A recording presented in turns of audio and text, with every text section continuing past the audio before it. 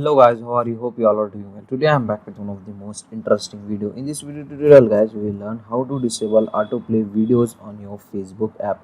So when you get to your video, it will play automatically, as you can see guys.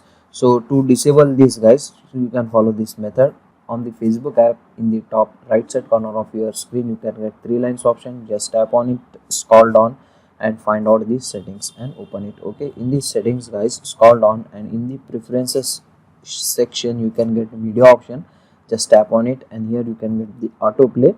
So from here you can easily able to customize the autoplay. So if you want to completely disable autoplay videos, you need to select this option, never autoplay videos. That's it. Now it will never autoplay the video on your Facebook app. You need to play it manually to watch that video. Okay, so that's it for today guys. It's a short and very simple video. Hope you enjoy this. If you enjoy, please guys don't go back without like, share and subscribe to our channel. Thank you very much.